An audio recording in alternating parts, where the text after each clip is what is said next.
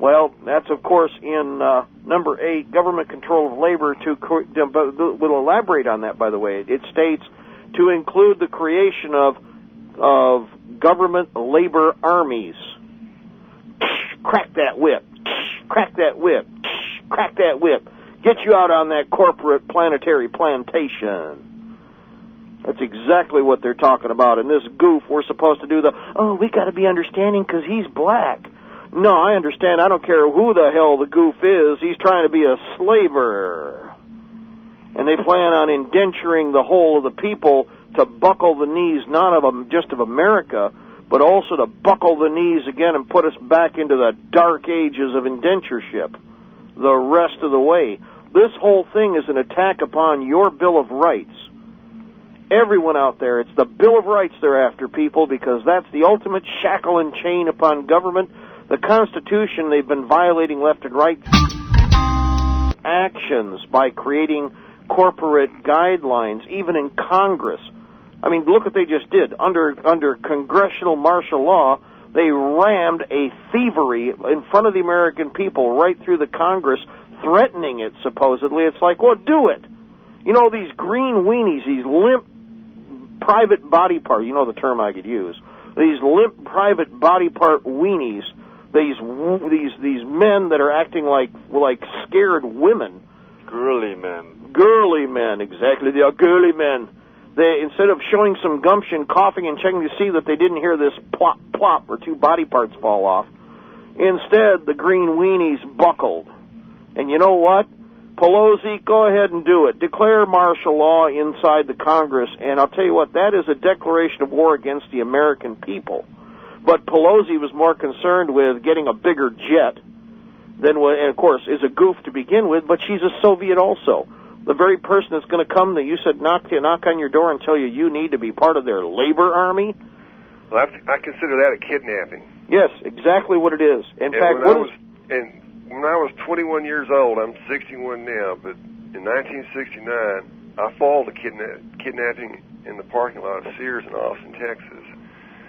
And once you get into it, there's no stopping you, and everything slows down. But the guy had a big Bowie knife, and he had it at the throat of a woman, and she freaked out, locked her kid in the car, and they were trying to kidnap her and steal her car. These are 2 guys that were 18 or 19 from Houston, Texas, and I just stepped in and just forgot about myself and just thought about that woman and child, and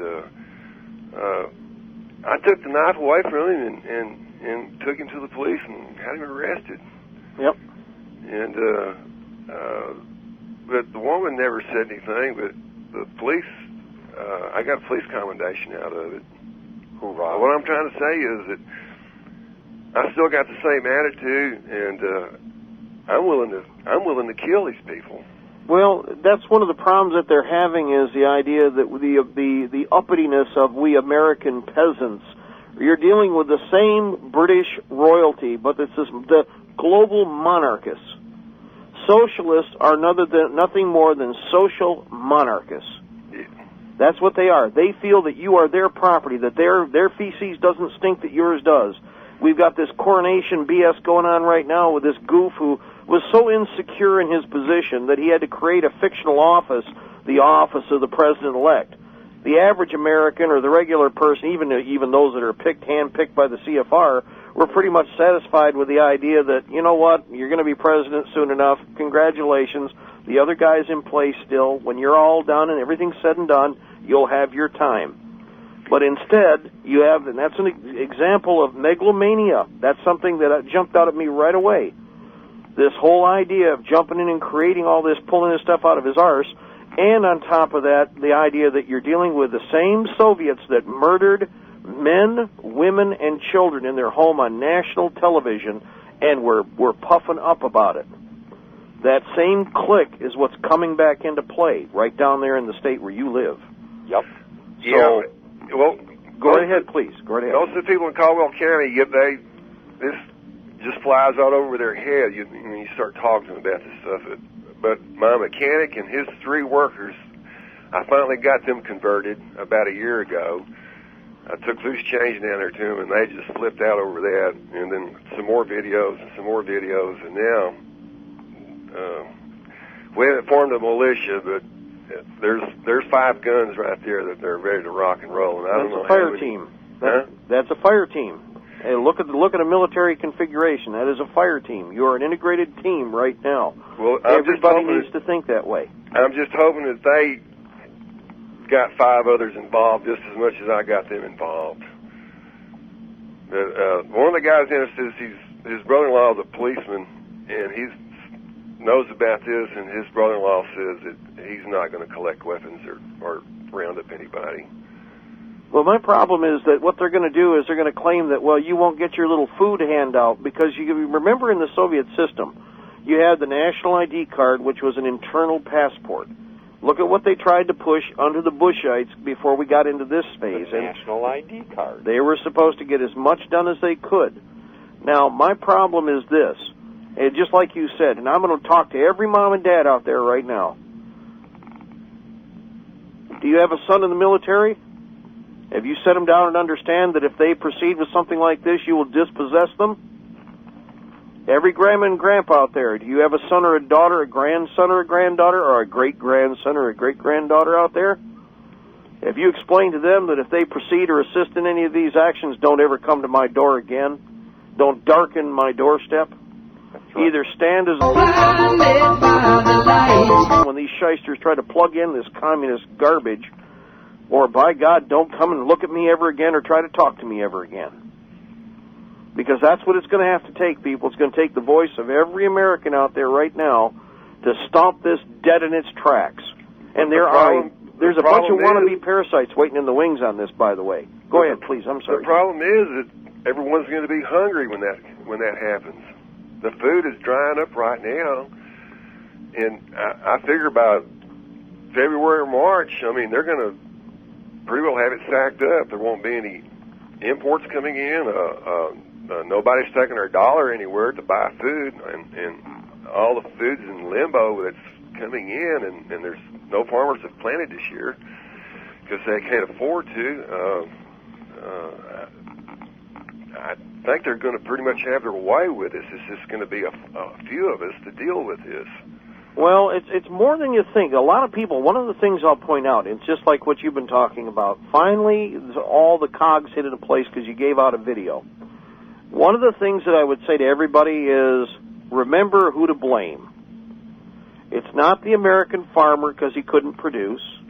In fact, it's a progressive cascading series of planned events. Well, if the guy broke, there's an old line from Ayn Rand's Atlas Shrugged, where the politician looks at the main character and goes, "Well, you'd go to a doctor if your arm was broken," and he turned and looked at me. Not if the doctor is the one who broke my arm. That's right. It's like, huh? It's like, not if you're the one. In other words, this is the politician saying that he needs this power. You need to go to him. You need to go through him. Not if he's the one who broke your arm. And that's what we're dealing with right now. Ask the basic question. There's only 2 possibilities with this group of nuts. Either they're incredibly stupid or they're incredibly criminal and stupid. And I would ask the basic question, who in their right mind would follow either of those categories of goofs? Well, I can tell you about half this county will, because they got to have their check and they got to have their food. Well, they may hope to, but the one comical part about that, if they haven't produced, where are they going to get the food from? Yep. See, therein lies the rub. In other words, there isn't going to be any pizza on the horizon. There isn't going to be any chicken on the horizon. There ain't going to be no beef on the horizon. I know, they're going to be trying to take it from me. Yeah, well, exactly. That's where the other half of this thing with the Communist Manifesto, as it pointed out, the abolition of private property. Well, of course, if the communists/Soviet socialists have mingled into and infiltrated and intentionally created this condition, then what we need to be pointing out left and right is, shouldn't those be the people we should be hanging? Because they're involved in treason. They came into the system. There's a point where these individuals have sworn oaths. See, even Osama Bama Ding Dong, now we don't know what he's going to swear on. I've always said this. In the miracle age of cameras, they never show you what it is they're putting their hands on, so you don't know if it's a dictionary standing up there. In fact, I would say it's as likely as not. They kind of rub that in your face. Remember fried green tomatoes? Mm-hmm. Remember when the minister went in the courtroom and he said, "I swear on this book"? Remember, and it was supposed to be everybody assumed it was his Bible, and so what he did to play word games, swore on a dictionary. So he swore on a book, but he didn't swear on the good book. So technically, he didn't swear. He didn't break the law or lie. So don't you think they're doing the same thing with what they're putting before the American people today? We don't know if it isn't Karl Marx, the Communist Manifesto in its entirety, in a big book edition. I'd like to see a close-up of what the hell it is they got up there. Oh, yay, oh, yay, oh, yay.